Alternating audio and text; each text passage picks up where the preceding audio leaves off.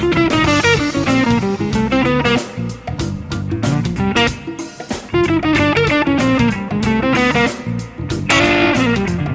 guys, this is Rick at Tasty Guitar. Today we're going to be taking an in-depth look at using chromaticism. Now we're going to be doing this in G Dorian, but you can really use these techniques you're going to learn today in any scale, in any key. The techniques you're going to learn in this lesson are definitely going to take you out of these vertical box patterns that you're probably playing in and learn to see the neck in more of a linear fashion. As always, make sure you come by Tasty Guitar, get the free tab on this lesson by subscribing on the bottom of the home page. Check out membership at Tasty Guitar in the description below. Tune up and let's get started.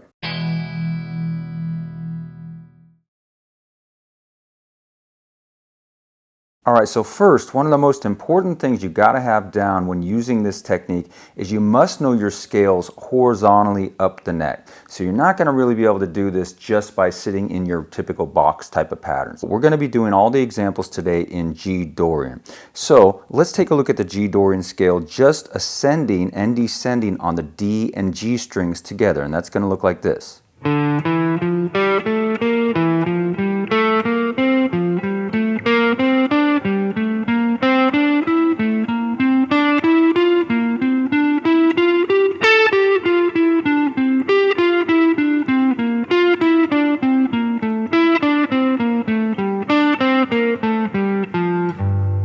So I highly recommend that you start learning your scales not only in vertical patterns but in horizontal patterns up the neck, even just starting on one string, you know, taking the open string at the lowest note you can find in the scale on a particular string, say the D string here, ascend up the neck, again in G Dorian and come back down, and do this on all strings and then string pairs, so that you could take, say, the B string and the high E string here. Again in G Dorian, and then back down. Learning your scales like this and visualizing the neck this way is so important in learning how to descend or ascend the scale quickly. Now let's look at where we can find chromaticism within the G Dorian scale. Alright, so now let's try to find all the chromatic possibilities that you could use within the Dorian scale. Okay, so first off, let's take a look at just whole step chromaticism. That is basically any two notes in the scale separated by a whole step, you can use that note in between in passing and create a little chromatic movement. So one example could be, say, the 5th to the 6th. Okay, in the key of G, or in G Dorian, that would be the D to the E note, and we have down here the open strings, we could do that. Another would be the root to the 2nd. In G Dorian, that would be G to A. We could also use the flat 7 to the root, the F to the G, and any of these you can use in either direction. So I could go F to G, or G down to F. Next we could have the flat 3rd to the 4th, so B flat to C. Again in either direction, and just kind of continue up the neck finding more pieces of this stuff. So you could have again the root to the 2nd here, the 4th to the 5th. You could have the flat 3rd to the 4th up here, the 5th to the 6th, and so on. Now an excellent way to practice this, and this is exactly what I did when I first started to use a lot of chromaticism, is just start with a metronome at the fastest tempo you think you could keep up, and then just kind of ascend or descend the neck, looking for those places of whole step chromaticism, and try to keep up and don't stop. Okay, if you have to stop, if you fumble and can't find the next one, slow your metronome down. So here's 70 BPM. I'm just going to go random around the neck in G Dorian, trying to find all those spots where I can use whole step chromaticism. 1, 2, 3, 4.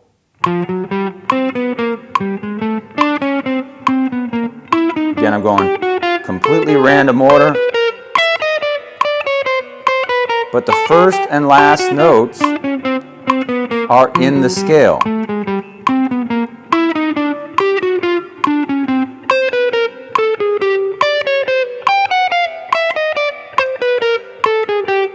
You could go up or down one string,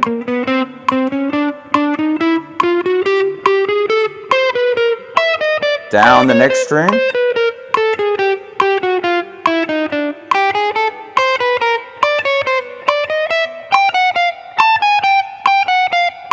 set pattern here. I'm just playing everything random. The important thing is the first note and the last note, are both in the scale. So, the 5th to the 6th, or that root to the down to the flat 7, the note in between there is your passing note. So again.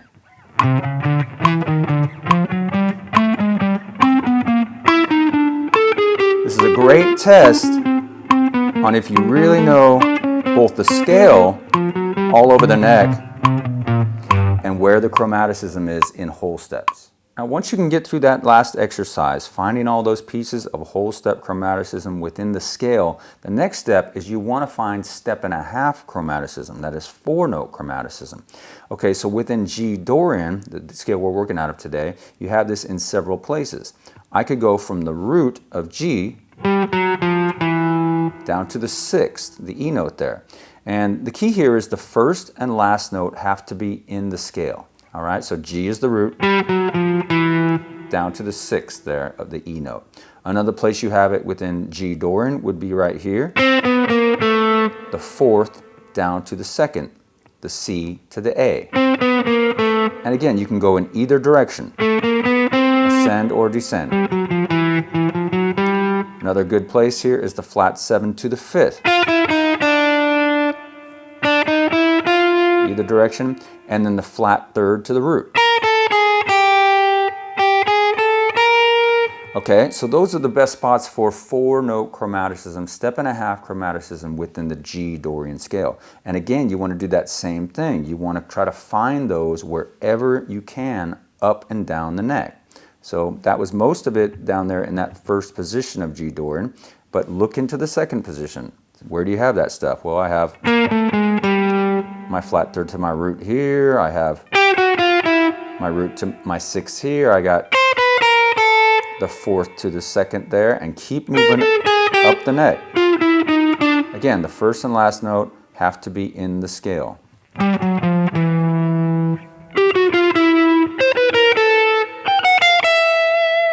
All right, so now let's talk about surrounding chromaticism a little bit. This is an awesome technique. It's going to give you some great sounds in your playing. But first, to kind of see what I'm talking about here, let's jump back to what we did at the beginning of the lesson. And that was, remember, we kind of learned the scale horizontally up the neck on 2 strings or 1 string. Let's take a look starting right here on the E notes, F, and G.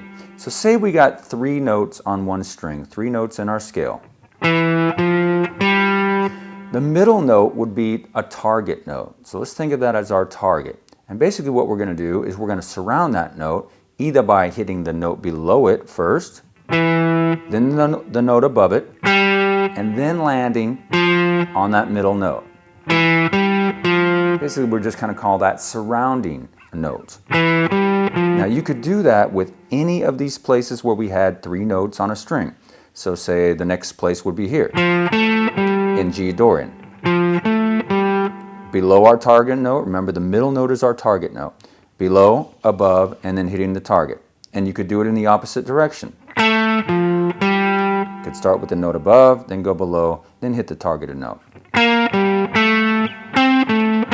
So on up the neck, that's what it would look like on 1 string. Now that is cool and something you definitely have to know all over the neck, but what is cooler is resolving chromatically to that target note in the middle. So let's take those 3 notes that we had again, the E, G, and our target note, the F. So we could resolve chromatically from that G down to the F. And the great thing about this is you can use this with any of the 3-note combinations that you have on a single string anywhere in your scale all over the neck. So say I have a little loop going on here. What's this going to sound like? Okay, you could phrase it like that. Now by itself it might not sound like much, but put a little bluesy lick on the end of it.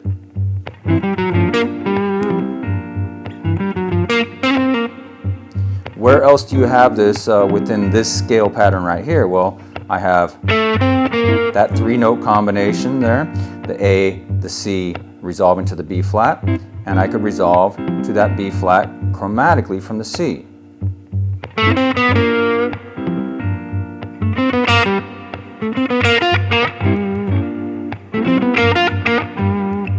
great sound.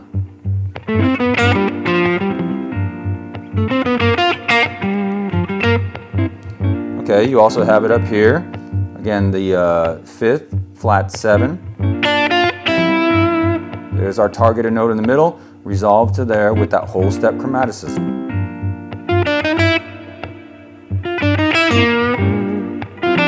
And then tag something else on the end of it.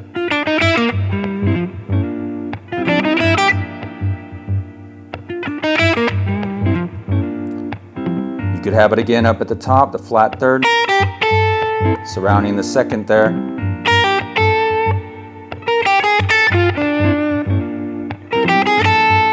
Chromatic resolution, then I just put a couple notes from the scale on the end of it.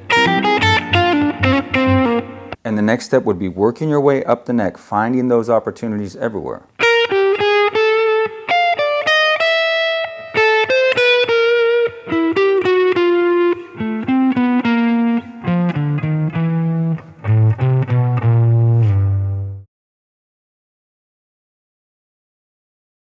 All right, now here's where it gets fun and musical. Now we're going to start to use all these things that we learned here and connect them all over the neck, either descending or ascending up the neck. Okay, so say we are going to start here on our F note at the 10th fret on the G string. Well, what could I do there? Well, I could ascend, I could go F to G, that little whole step movement there, or I could descend from F to D here, both notes in the scale, so I can put chromaticism in between there. So let's do that. So the F down to the D. Right there is a nice piece of chromaticism. Okay, then I can play other notes from the scale. I can play licks, to connect with that. I'm going to jump up here and grab the B flat, the flat 3rd of G Dorian. All right, then I'm going to look at what else I can do from there to have me moving or descending the neck. I could go back here to the D note and go chromatically down there from the C, that little whole step chromaticism. So that's cool. Where else could I go from there? Well, I could go down to the D string and do a a surrounding chromaticism. So again, 3 notes on the same string, that B flat, the G, and the A, and I resolve chromatically to the A. So far we would have this. A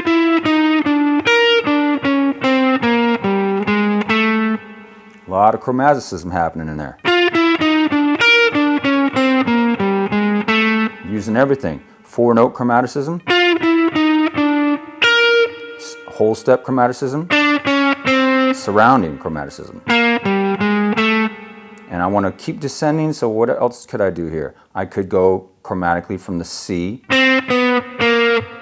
down to the B flat, another whole step.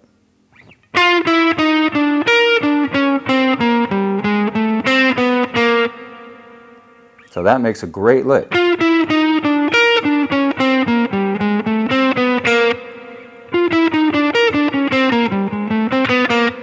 What's that going to sound like over the track?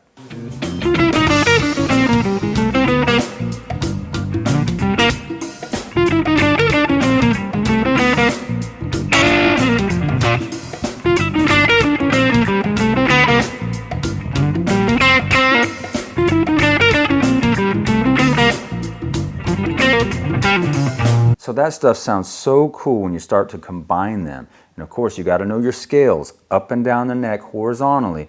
You got to know the whole step chromaticism, where that is, 1.5 step chromaticism, surrounding chromaticism. Once you have those pieces in place, you really can come up with some amazing sounds. Let's take a look at what we could do ascending the neck with this now. I could kind of do a surrounding chromaticism here. Jump up a little bit to the next position. Surround that note.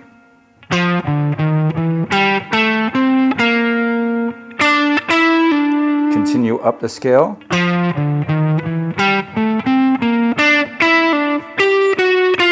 Again, keep leaping up, and I found another chromatic piece that I can put in there. The root down to the flat 7.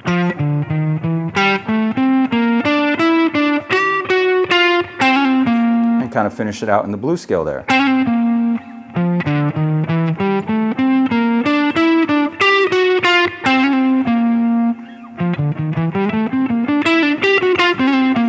What's that going to sound like over the track?